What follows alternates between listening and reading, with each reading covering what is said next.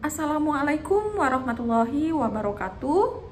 Hai teman-teman, perkenalkan saya Ainun Mutahara Ikhwan dengan NIM 21040756150 dari kelas BC 214. Nah, video kali ini saya buat untuk memenuhi tugas ujian tengah semester mata kuliah pengelolaan perpustakaan yang diampuh oleh Bapak Bakti Prima Vindiga Hermutakin MPD. Nah, di video kali ini saya akan memberikan penjelasan kepada teman-teman terkait materi, tentunya materi pengelolaan perpustakaan. Namun di sini saya akan mengangkat materi terkait pengembangan perpustakaan khususnya di sekolah dasar. Sebelumnya dalam tugas UTS yang telah diberikan oleh Pak Bakti, kami diinstruksikan untuk terlebih dahulu membuat infografis, kemudian infografis inilah yang akan kami jelaskan kepada teman-teman materinya. Nah, teman-teman bisa lihat ini adalah infografis yang telah saya buat. Di sini infografisnya membahas tentang pengembangan perpustakaan di sekolah dasar. Nah, dalam standar nasional perpustakaan untuk sekolah dasar dan madrasah ibtidaiyah, pasal 6.3, sekolah wajib memiliki program wajib kunjung perpustakaan bagi setiap kelas minimal 1 kali per minggu. Jadi, untuk menjalankan program wajib kunjung perpustakaan ini, kepala sekolah bersama guru wajib menyusun jadwal kunjungan perpustakaan untuk setiap kelas agar tidak bentrok dan tidak padat di dalam perpustakaan tersebut. Jadi harus dibuatkan jadwal. Nah, indikator ketercapaian wajib kunjung dari perpustakaan itu ada beberapa. Yang pertama, perpustakaan memiliki jadwal wajib kunjung perpustakaan bagi setiap kelas minimal 1 kali per minggu seperti yang dijelaskan tadi. Yang kedua, peningkatan jumlah kunjungan pemustaka. Nah, dengan program wajib kunjung perpustakaan itu tentu akan meningkatkan juga jumlah kunjungan pemustaka. Yang ketiga, peserta didik meminjam bahan pustaka. Dan yang terakhir, peserta didik dapat menggunakan internet sebagai sumber belajar.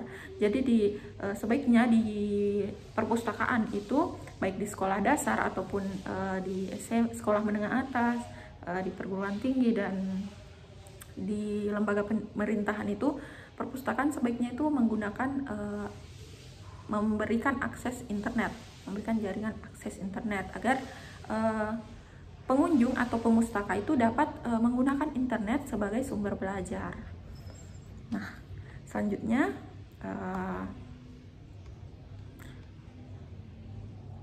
kegiatan wajib kunjung perpustakaan ini dapat menjadi sebuah variasi dalam meningkatkan minat dan pembiasaan membaca bagi peserta didik.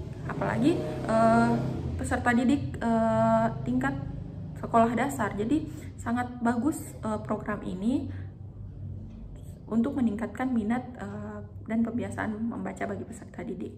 Nah, pustakawan atau tenaga perpustakaan perlu menyiapkan skenario kegiatan supaya kegiatan ini menyenangkan dan memotivasi peserta didik untuk membaca dan memanfaatkan perpustakaan sebagai sumber belajar. Jadi harus membuat skenario yang menarik, yang menyenangkan.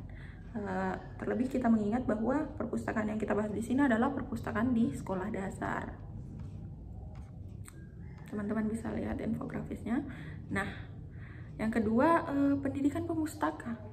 Pendidikan pemustaka ini penting juga karena pendidikan pemustaka merupakan kegiatan perpustakaan yang bertujuan menjadikan pemustaka mampu mendayagunakan bahan pustaka secara mandiri sesuai dengan kebutuhannya, secara optimal dan dilaksanakan pada jam kunjung perpustakaan.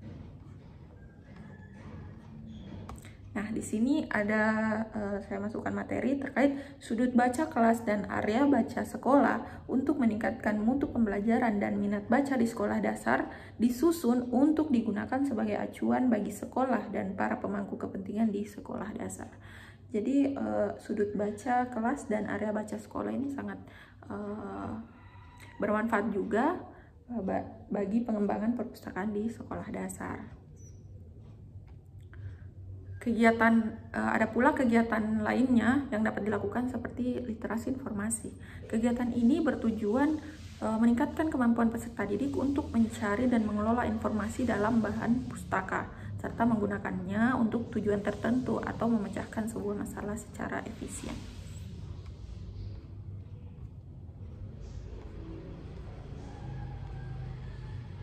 Nah, selanjutnya sebenarnya dalam materi pengembangan perpustakaan sekolah dasar ini ada dua langkah besar, langkah utama, dua hal penting yang dapat kita lakukan. Yang pertama itu ada promosi perpustakaan dan yang kedua ada pelibatan masyarakat. Ini merupakan dua langkah paling utama dalam mengembangkan perpustakaan di sekolah dasar. Nah, yang pertama kita akan bahas terkait promosi perpustakaan. Promosi perpustakaan adalah upaya yang dilakukan sekolah untuk mengenalkan koleksi dan kegiatan di perpustakaan. Menurut Peraturan Pemerintah Nomor 24 Tahun 2014, promosi pelayanan perpustakaan dilakukan untuk meningkatkan citra perpustakaan dan mengoptimalkan penggunaan perpustakaan serta meningkatkan budaya kegemaran membaca masyarakat. Promosi pelayanan perpustakaan ini dilakukan berkesinambungan dan perlu didukung dana yang memadai. Jadi penting juga untuk dana yang memadai dalam pengembangan perpustakaan. Nah, dalam kegiatan promosi ini ada beberapa kegiatan, misalnya majalah dinding. Majalah dinding adalah bentuk media promosi dengan memanfaatkan papan atau media lain yang dipajang di dalam atau di luar ruangan perpustakaan. Nah, mading tersebut berisikan informasi terkait koleksi, kegiatan perpustakaan, atau karya peserta didik dan guru-guru. Nah, ada pula selain majalah dinding, dapat dilakukan promosi perpustakaan itu melalui lomba terkait perpustakaan dan peningkatan minat baca.